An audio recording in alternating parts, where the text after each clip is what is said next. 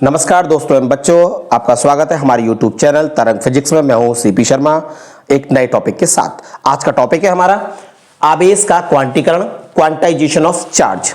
हमने इससे लास्ट जो वीडियो था उसके बारे में आपको पढ़ाया था। उस वीडियो में था आवेश के बारे में बताया, आवेश का प्रोडक्शन के बारे में बताया, आवेश का प्रकार बताया, किसी भी इलेक्ट्रॉन पर कितना आवेश होता है, प्रोटॉन पर कितना आवेश होता है। उसके आगे हम बात करते हैं आज कि आवेश का क्वांटीकरण है क्या, आवेश कैसे किसी वस्तु से दूसरी वस्तु पर ट्रांसफर होता है, तो किस रूप में होता है, किस फॉर्म में होता है। हम ये कह सकते हैं कि जैसे कोई वस्तु, एक वस्तु नहीं, इस वस्तु के लिए, ये मेरी एक नई शेप में वस्तु है, इस वस्तु ने कुछ इलेक्ट्रॉन इसको दिए। जब कोई वस्तु अपने पास से कोई इलेक्ट्रॉन देगी तो कैसी आवेश हो जाएगी, धन आवेश। सपोज दैट इसने इलेक्ट्रॉन दिए 3, तो 3 ये धन आवेशित ये हो जाएगी, तो ये 3 ऋण आवेशित हो जाएगी दूसरी वस्तु। अगर ये वस्तु इलेक्ट्रॉन फिर से देती है तो ये धन आवेशित हो जाएगी और ये फिर से ऋण आवेशित हो जाएगी। ये बात मैंने कल आपको बताई थी। हम इसी क्रम में आगे बात करते हैं कि आवेश जब किसी वस्तु से, एक वस्तु से दूसरी वस्तु पर ट्रांसफर होते हैं या स्थानांतरित होते हैं, तब इलेक्ट्रॉन ट्रांसफर हो रहे हैं, वो एक पूर्ण संख्या के रूप में जाते हैं। हम ये कह सकते हैं कि एक वस्तु से, इस वस्तु से जो इलेक्ट्रॉन गए वो या तो 4 इलेक्ट्रॉन होंगे या 5 इलेक्ट्रॉन होंगे या 7 इलेक्ट्रॉन होंगे, प्लस के भी हो सकते हैं, माइनस के भी। जाना और आना, जब जाएगा तो प्लस होगा, जब इलेक्ट्रॉन आएगा तो माइनस होगा, जब जाएगा तो प्लस होगा। लेकिन ये नहीं किसी वस्तु से 5/2 इलेक्ट्रॉन स्थानांतरित हो गए, यानी कि 2.5 इलेक्ट्रॉन इस वस्तु से ट्रांसफर हो गए, या 3/4 इलेक्ट्रॉन या 0.75 इलेक्ट्रॉन ट्रांसफर हो गए, स्थानांतरित हो गए, या उस वस्तु से आ गए या चले गए। मैं एग्जांपल दे सकता हूं कि एक क्लास में बच्चे बैठे, 40 बच्चे बैठे, 40 स्टूडेंट्स हमारे पास हैं। इन 40 स्टूडेंट में से अगर कोई टीचर कहेगा कि इस क्लास से बच्चे चले जाओ, ये कहेगा कि 3.5 बच्चे चले जाओ, 3.5 बच्चे चले जाओ, या ये कहेगा कि 7/6 स्टूडेंट चले जाए, नहीं कहेगा ना। कहेगा कि 4 बच्चे बाहर चले जाए, 4 स्टूडेंट बाहर चले जाए, या 5 स्टूडेंट बाहर चले जाए, या 3 स्टूडेंट बाहर चले जाए, या बाहर खड़े हुए 10 बच्चे अंदर आ जाए। ये कहेगा, ये थोड़ी कहेगा कि वो 3.5, 4.5, 4.5 चला जाए। नहीं पॉसिबल है। जब नहीं पॉसिबल है वो, तब हम क्या कहेंगे, हम ये कहेंगे इस नियम के अनुसार। ये नियम कहता क्या है, ये नियम कहता है कि किसी भी वस्तु से या किसी भी वस्तु पर जो नेट आवेश होता है या कुल आवेश होता है, वो इलेक्ट्रॉन के आवेश का पूर्ण गुणज होता है। अर्थात according to the principle of quantisation, या आवेश के क्वांटीकरण के सिद्धांत के अनुसार, किसी भी वस्तु पर जो आवेश होता है वो कुल आवेश का, उस वस्तु पर आवेश का, इलेक्ट्रॉन का जो आवेश है उसका पूर्ण गुणज होता है। या हम शॉर्ट में एक लाइन में कह देते हैं, किसी भी वस्तु पर आवेश इलेक्ट्रॉन के आवेश का पूर्ण गुणज होता है, या इंटीग्रल मल्टीपल ऑफ इलेक्ट्रॉन होता है। इसे हम कहते हैं प्रिंसिपल ऑफ क्वांटाइजेशन या क्वांटीकरण का सिद्धांत। हम बात करेंगे आगे।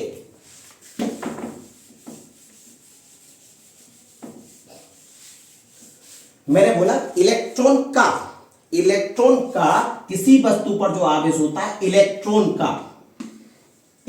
का पूर्ण गुणज, यानी इलेक्ट्रॉन का 4 गुना,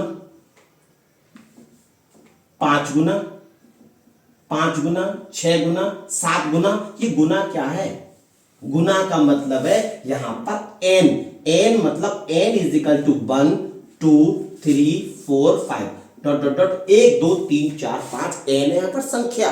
इस n को हम और पास लेके आते, बोलते q = ne। जब वस्तु से इलेक्ट्रॉन जाएंगे तब हम प्लस लगाएंगे, और जब वस्तु पर इलेक्ट्रॉन आएंगे तब n आएंगे। तो हमारा आवेश का क्वांटीकरण हो गया q = +- ne। जो हमने अभी बताया क्वांटीकरण का सिद्धांत क्या है, इस पर न्यूमेरिकल करते हैं, q = ne पर अंकी करते हैं। पहला न्यूमेरिकल आपके सामने रखा है, ये क्लास 10th में एनसीईआरटी का पहला ही न्यूमेरिकल है, 10th में। अब हम बात कर रहे हैं चाहे 10th यूज करें, कक्षा 10 लें या कक्षा 12 लें, ये न्यूमेरिकल वहां भी देखने को मिलेंगे और ये न्यूमेरिकल यहां भी देखने को मिलेंगे। एनसीईआरटी की बुक्स में भी देखने को मिलेंगे, आप जनरल टेक्स्ट बुक में भी देखने को मिलेंगे। तो पहला न्यूमेरिकल हमारा आपके सामने ये है, 1 कूलाम आवेश में कितने इलेक्ट्रॉन होंगे। मतलब आवेश कुल कितना हमारे पास, 1 कूलाम। आवेश कितना मेरे पास, आवेश है मेरे पास Q is equal to 1 coulomb. हम इसको सॉल्यूशन डाल लेते हैं, ये आपका हो गया सॉल्यूशन, हल आपका। Q कितना है हमारे पास 1 कूलम, पूछा का इलेक्ट्रॉनों की संख्या, हमने आपको सूत्र क्या बताया, Q is equal to Ne plus minus. अब वो प्लस के भी हो सकते हैं और माइनस के भी हो सकते हैं, तो मुझे निकालना क्या है, कितने आवेश होंगे, तो N is equal to Q upon E। और आपको पता है Q का मान कितना दे रखा है, 1 कूलम। और हमने कल बताया था कि इलेक्ट्रॉन का पर जो आवेश होता है वो होता है 1.6 गुणा माइनस 10 की घात माइनस के 19 कूलम। राइट, आगे बढ़ते हैं, इसका मान यहां लगाते हैं, 1.6 गुणा 10 की घात माइनस के 19 कूलम। कूलम से कूलम गया, क्योंकि हमें आंसर आने वाला है संख्या, और जब हम संख्या की बात करेंगे यहां से एक दशमलव हटाया, ऊपर पहुंचा तो लिखा 10 गुणा 10 की घात 19, नीचे से हर से अगर अंश में जाएगी कैसी हो जाती है, प्लस की, और नीचे मिला मुझे 16, इसमें से और मैंने ले लिया तो ये होगा 100/16 इंटू 10 की घात 18। जब इसको 16 से भाग दोगे तो कितना आएगा, 6.25 गुणा 10 की घात 18 इलेक्ट्रॉन। अर्थात किसी वस्तु पर 1 कूलम आवेश है तो इलेक्ट्रॉन कितने होंगे उस पर, 6.25 गुणा 10 की घात 18। हम दूसरे न्यूमेरिकल की बात करते हैं, ये कह रहा है, क्या कहता है दूसरा न्यूमेरिकल हमारा, समझ में आ गया होगा, ये तो सिंपल, किसी वस्तु पर 6.4 गुणा 10 की घात माइनस 16 कूलम का धनात्मक आवेश है, धनात्मक आवेश है, बताइए उस वस्तु पर कितने इलेक्ट्रॉनों की अधिकता या कमी होगी। एक बात का जवाब दो आप लोग कि मैंने क्या बोला है, धनात्मक। धनात्मक कब आएगा, जब, बोलो, धनात्मक जब आएगा जब हम इलेक्ट्रॉन को दे चुके होंगे, इसका मतलब इस पर क्या होगी, कमी। एक आंसर क्लियर हो गया हमारा, एक आंसर हो गया। ये हमें ये बता रहा है, क्या बता रहा है, धनात्मक ये बता रहा है कि इस पर इलेक्ट्रॉनों की कमी होगी। ये पेपर में जब पूछा जाए तो आधे नंबर में तो ये आएगा, हाफ मार्क्स पे इलेक्ट्रॉनों की अधिकता होगी या कमी होगी, तो धनात्मक देख के हम बोलेंगे इलेक्ट्रॉनों की कमी होगी। अब बात करते हैं संख्या कितनी होगी, सिंपल सॉल्यूशन, हमने सॉल्यूशन डाला, क्या Q कितना मेरे पास, Q इज इक्वल टू 6.4 गुणा 10 की घात माइनस 16 और कूलम। क्लियर, अब बात करते हैं आगे, फिर से Q is equal to NE, मुझे N चाहिए तो यहां पर लिखेंगे हम आगे N is equal to Q upon E, और Q का मान फिर से लगा लेंगे 6.4 गुणा 10 की घात माइनस के 19 कूलम अपॉन इसका मान 1.6 गुणा 10 की घात माइनस के 19 फिर से कूलम। इसका मान मेरे पास था 16 न कि 19, इससे ये गया और 16 चौका 64, या मिला मुझे 4 गुणा 10 की घात माइनस के 16, और नीचे से घात ऊपर गई तो कैसी हो गई, प्लस की, तो ये मुझे मिला 4 गुणा 10 की घात 19 में से 16 3, अर्थात 4000। कितने आए, 4000। अर्थात मैं ये कह सकता हूं कि N बराबर 4000 इलेक्ट्रॉन। तो उस वस्तु पर कितने इलेक्ट्रॉनों की कमी है, 4000 इलेक्ट्रॉनों की कमी है।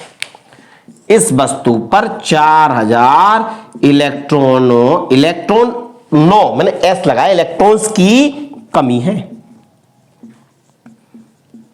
कमी है। इस तरह से हम Q is equal to NE पर न्यूमेरिकल कर सकते हैं। और भी एग्जांपल ले सकते हैं, लीजिए मैं आपके सामने एक और अंकित रखता हूं, सिंपल है एग्जांपल, किसी भी वस्तु पर 8.0 गुणा 10 की घात माइनस के 12 कूलम आवेश है। कितने कूलम आवेश है, 8.0 गुणा 10 की घात माइनस। अब मुझे संख्या बताइए कि इस पर इलेक्ट्रॉनों की संख्या कितनी होगी, N बराबर, तो हम लिखेंगे सिंपल N बराबर Q बटे E। N का मान, Q का मान मेरे पास है 8.0 गुणा 10 की घात माइनस के 12 और 1.6 गुणा 10 की घात माइनस के 19। अब 16 पंजे 80 और नीचे से ऊपर जाएगा, कितने बचेंगे 7, अर्थात 5 गुणा 10 की घात 7। फिर देख लीजिए कितना, ये 12 में से 19 गए ऊपर, प्लस के 7 हो गए, तो ये 5 गुणा 10 की घात 7। इतने सारे इलेक्ट्रॉन इसके पास होंगे। कितने, जब किसी वस्तु ने कितना आवेश रखा है, 8 गुणा 10 की घात माइनस का 12। इस तरह से Q इजिकल टू एनी पे हम अंकित कर सकते हैं। एक भी अंकित मेरे अकॉर्डिंग तो बचने वाला नहीं है। आपको ये टॉपिक समझ में आया होगा, Q is equal to n e, quantisation of principle क्या है, ठीक। और आप इस तरह से अपने अंकित भी आगे Q इजिकल टू एनी पर कर सकते हैं। और हम कल बात करेंगे इससे अगले वीडियो में। मैंने इससे पहले वाले वीडियो में बताया था इसी चैप्टर के बारे में, सिंपल सी बात थी। क्या सिंपल था? हमने पढ़ाया था आवेश, आज पढ़ाया आवेश का क्वांटीकरण, और कल मैं पढ़ाऊंगा आपको वैद्युत बल, यानी इसको बोलेंगे इलेक्ट्रोस्टैटिक फोर्स के बारे में बात करेंगे। ठीक है, धन्यवाद हमारा वीडियो देखने के लिए।